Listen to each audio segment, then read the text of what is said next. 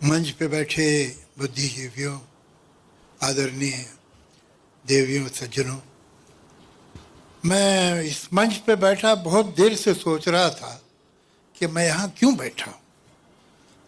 मैं हिंदी जानता हूँ, उर्दू जानता हूँ, मराठी जानता हूँ, इस मंच पे इतनी देर से क्यों बैठा।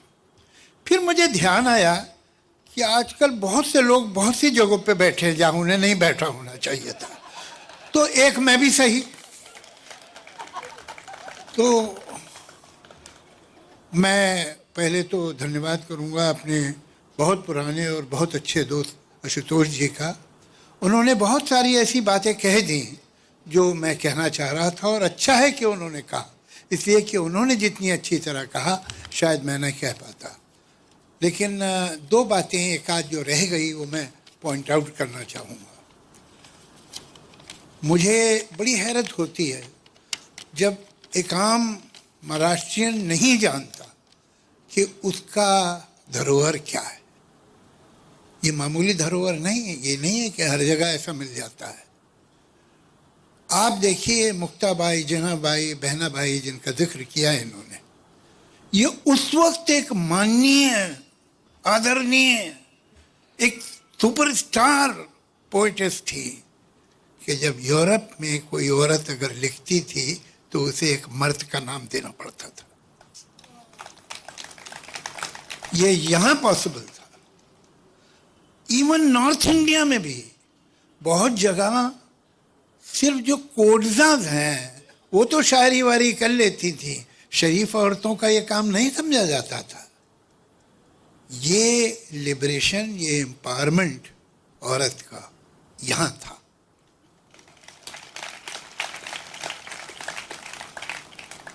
जहाँ तक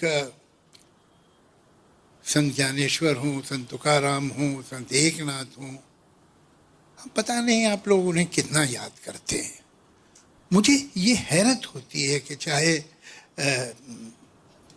तेलुगु अपना मराठी के अन्नभाऊ साठे हों, पीएल देशपांडे हों, विजय तेंदुलकर हों, अगर नॉवलिस्ट आप बोलिए तो नासी फड़के हो, खांडेकर हों, दलित पोइट्स हों तो दिया पवार, फिर एक फीमेल पोइट है, वेरी इंपॉर्टेंट पोइट,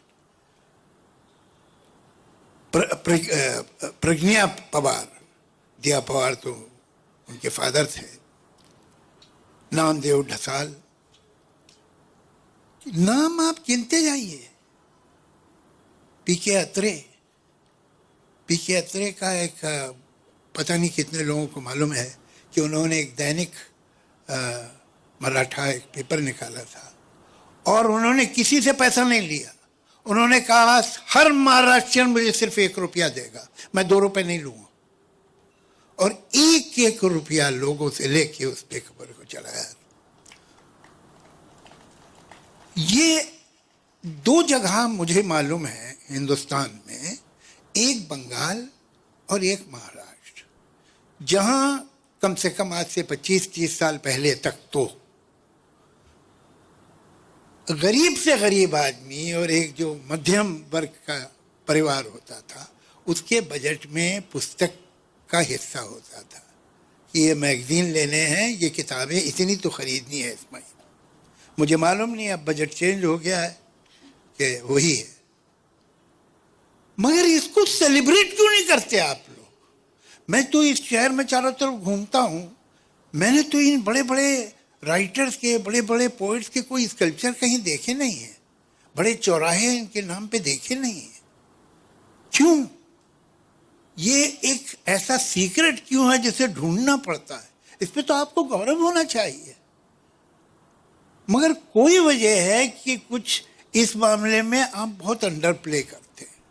ये बात ठीक नहीं है।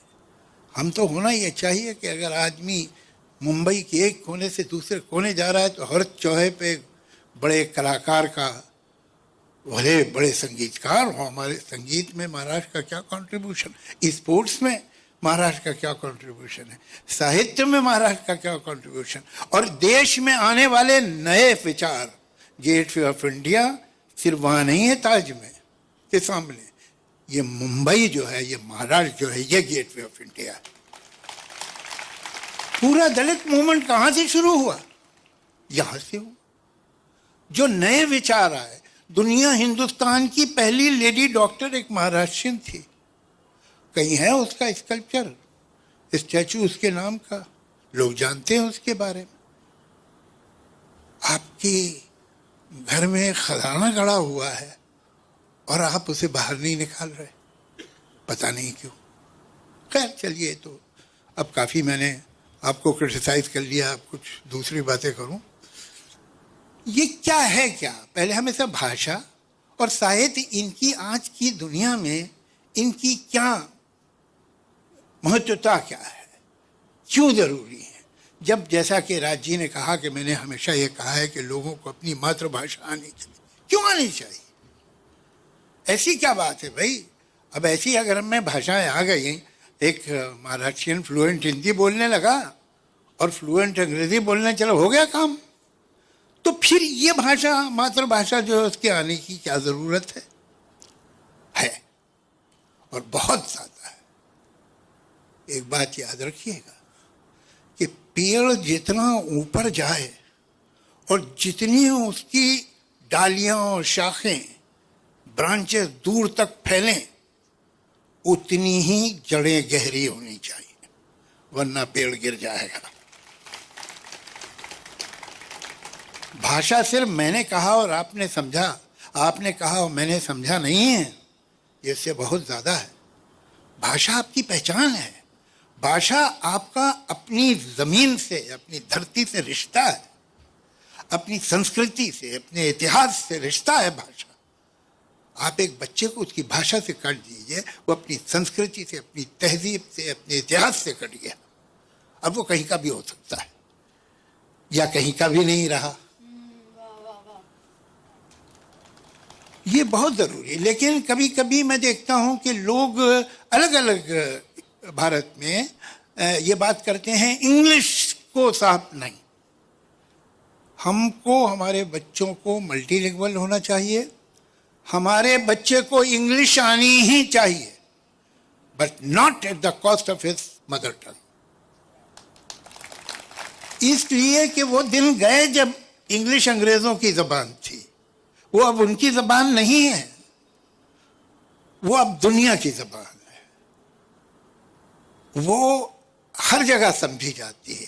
और अगर आपको दुनिया से डील करना है, दुनिया से कुछ रखना है, रख रखाव, तो आपको इंग्लिश आनी चाहिए, इसमें तो कोई शक ही नहीं। लेकिन उसके साथ आपकी अपनी पहचान, आपकी अपनी जड़ें बहुत ज़रूरी हैं, और वो आपको आपकी भाषा ही देगी।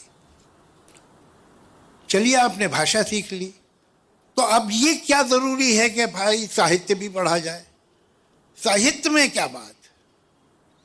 साहित्य में एक बड़ी अजीब बात है, वो किसी भी भाषा का हो, जो अच्छा साहित्य है वो दो बातें बताता है जो दोनों एक दूसरे के खिलाफ है।